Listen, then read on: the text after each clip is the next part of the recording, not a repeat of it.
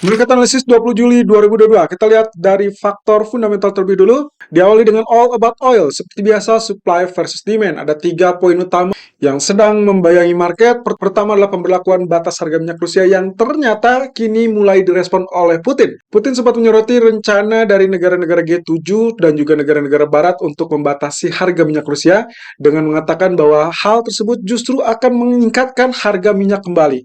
Nah, kemudian ada naiknya kasus di China yang sampai saat ini ternyata naik sampai level 1012 dan itu adalah tertinggi sejak bulan Mei. Kekhawatiran resesi tentunya masih tetap mengganggu demand dan ini masih tetap membayangi sampai setidaknya mungkin minggu depan kita akan lihat dari potensi kenaikan suku bunga dari Fed.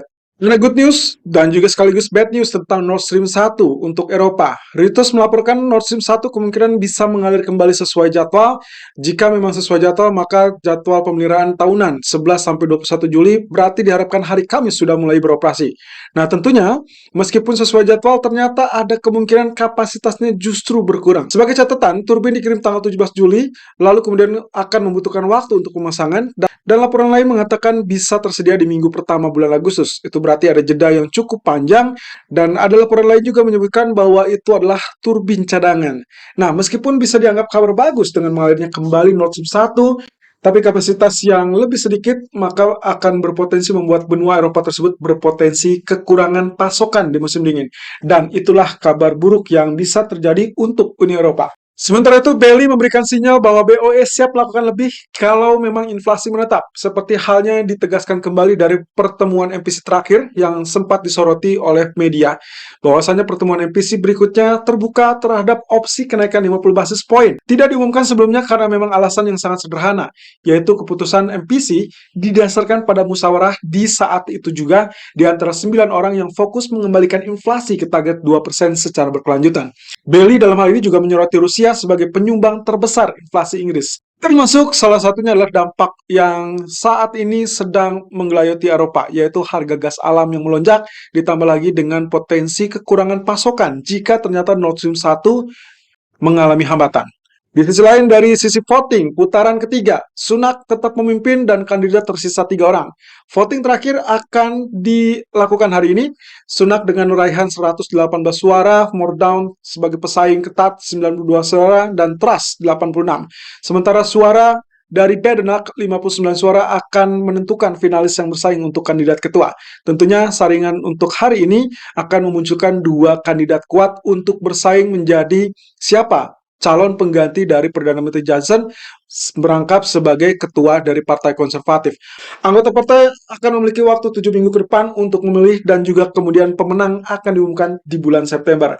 Dan setelah itu barulah Johnson meletakkan jabatannya dan digantikan oleh pemimpin yang terbaru. Untuk malam ini, perhatikan existing home sales yang diperkirakan akan dirilis dengan ekspektasi 5,38 juta versus sebelumnya 5,41 juta. Ini berarti mengalami penurunan dan seperti biasa lagi, ini adalah hal yang dinantikan oleh para pelaku pasar setelah 2 data sebelumnya, di hari Senin dan hari Selasa, mencerminkan data yang tidak cukup kuat untuk mendorong kenaikan 100 basis poin untuk pertemuan Fed minggu depan. Oke, aktual lebih besar dari ekspektasi, of course good for dollar, kemudian aktual lebih kecil dari ekspektasi, bad for dollar. Kita akan lihat hasilnya seperti apa, tapi yang jelas sangat dibutuhkan data aktual yang jauh melebihi ekspektasi untuk membuka kembali jalur kenaikan 100 basis point, setidaknya untuk dibahas di pertemuan minggu depan.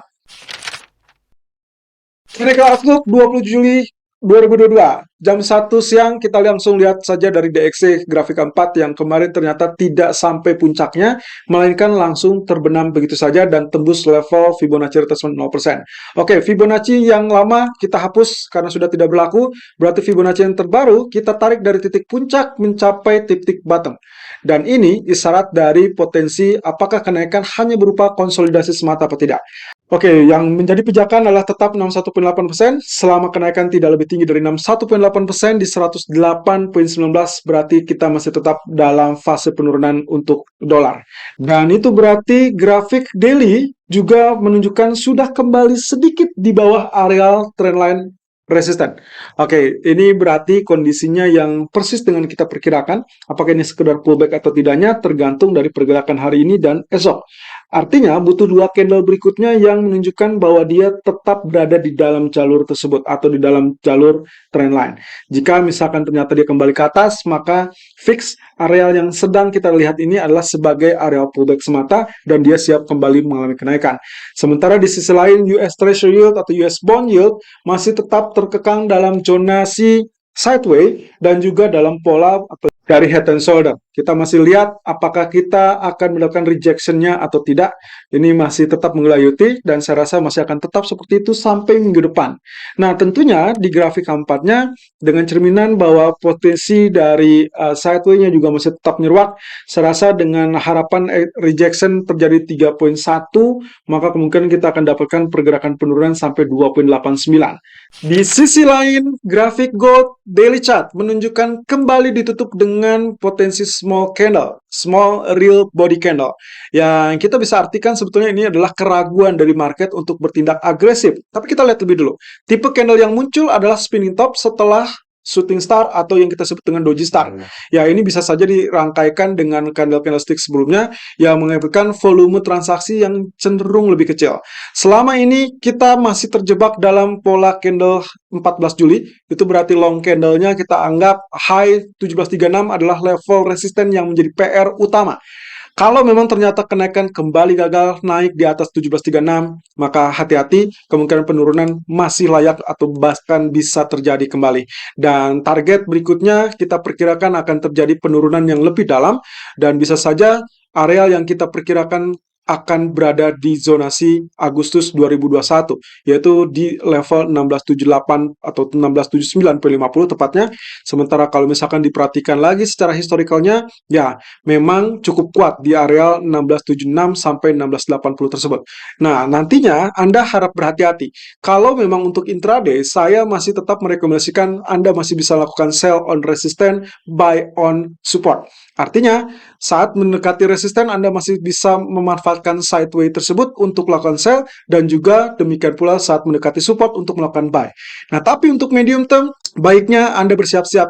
Begitu muncul level-level support ekstrim seperti 1700, 1680, atau bahkan 1676, 1678, itulah zonasi yang sangat layak untuk Anda incar sebagai zona buy, dengan ekspektasi bahwasanya seminggu ke depan setelah Fed mengumumkan kebijakan suku bunga yang mana sudah kemungkinannya bisa ditolerir ataupun diantisipasi 75 basis poin, maka diharapkan terjadi pantulan kenaikan.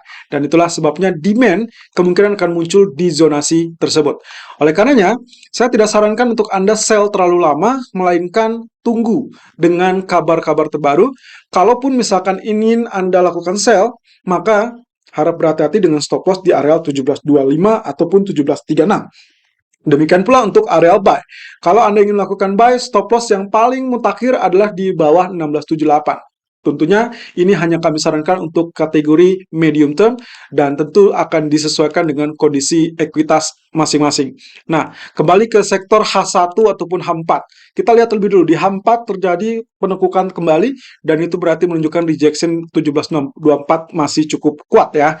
Dan kemarin hanya bercokol di 1718 persis dengan apa yang kita perkirakan. Kita memperkirakan 1714, 1716 untuk lakukan sell, kemudian diharapkan turun sampai 1700, tapi ternyata terhenti di 1705. Oke, ini berarti masih tetap dalam jalur expanding wedge. Kita belum tahu apa yang akan terjadi, tapi yang jelas kalau misalkan kita tandai saja, maka area yang akan harus kita amati adalah di zonasi 1724 ini.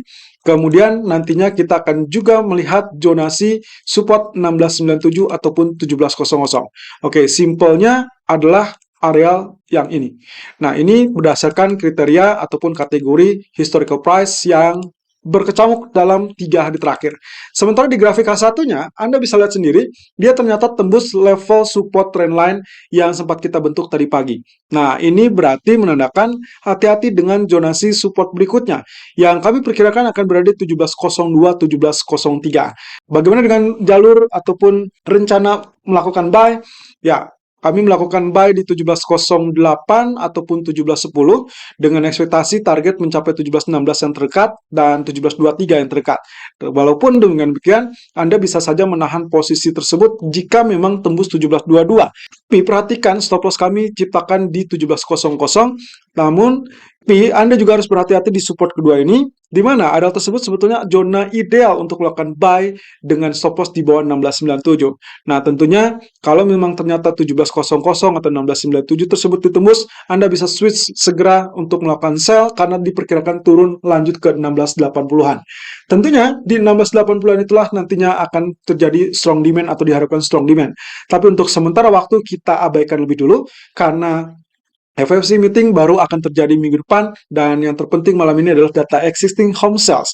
Strategi berikutnya, opsinya adalah begitu tembus level resisten yang kami perkirakan 1714, 1716, mirip dengan area kemarin, maka jika itu ditembus, Anda boleh follow buy, dan kalau memang ternyata bisa tembus 1722, 1723 area ini, berarti kita anggap itu adalah strong uptrend untuk berlanjut ke level resisten 1736, 1735. Dan dengan demikian, grafik masih tetap dalam fase sideways yang bisa Anda manfaatkan. Kemudian kembali ke pound sterling, setelah terjadi kenaikan, betul saja apa yang kita khawatirkan adalah rejection. Ya, dia kembali tertahan sampai saat ini di 1.2035, dan Anda bisa lihat di sini, kita harapkan ini adalah false breakout, kemudian dia akan kembali tes area supportnya. Nah, dengan demikian juga di grafik H4-nya, posisi kita tidak perlu lagi menunggu area 1.2150 ataupun 1.2080, karena ternyata market sudah bereaksi terhadap hasil data inflasi yang diumumkan tadi yang sangat tinggi. So, prepare untuk follow sell saat dia tembus di bawah 1.1975. Ya, Anda bisa lakukan follow sell saat dia tembus 1975. Untuk kategori target terdekat adalah 1.1920 atau 1.1915. Nah, untuk kategori target berikutnya yang paling maksimal adalah 1.1870. Tapi hati-hati, mungkin saja akan terjadi penurunan dalam dua sesi. Sesi pertama adalah sesi Asia seperti saat ini, di mana data Inggris yang kecenderungannya sudah dirilis membuat tekanan, dan kita tinggal tunggu data existing home sales nanti malam. Bisa saja dia memberikan perlawanan karena adanya pelemahan US dollar. Oke, berarti skenario yang tadi pagi sempat kami share untuk melakukan sell on rally 2130 resmi kita cancel terlebih dulu, karena kita akan menantikan opsinya adalah penembusan di bawah 1.1970 ya. Kalau itu terjadi, silakan follow sell saja, atau Anda bisa juga tunggu sampai malam hari in case ternyata terjadi spike dengan harapan 1.2100 atau 1.2080 yang terdekat. Nah, sementara untuk crude oil sendiri, kemarin ternyata betul-betul dia mengalami kenaikan, tapi pertama penurunan lebih dulu sampai zona 50%. Persis dengan apa yang kita harapkan kemarin, di mana kita bilang bahwasanya yang paling bagus adalah menunggu area koreksi di area 96, yang mana area tersebut adalah 50% dari Fibonacci retracement grafik keempat. Dan dia naik, tapi juga tidak menutupi gapnya. Nah, untuk kali ini, karena dia sedang mengalami penurunan di level 99.06 dan running plus 9920-an, berarti ini sesuai dengan pullback yang kita inginkan. Kenapa? Karena posisinya, kalau teman-teman lihat, ada long candle, long bullish candle. Jadi saya menggunakan atau manfaatkan area tengah atau 50% real body candle sebagai support pertamanya, dan support keduanya adalah level low dari candle long white ini. Itu berarti di level 97.88.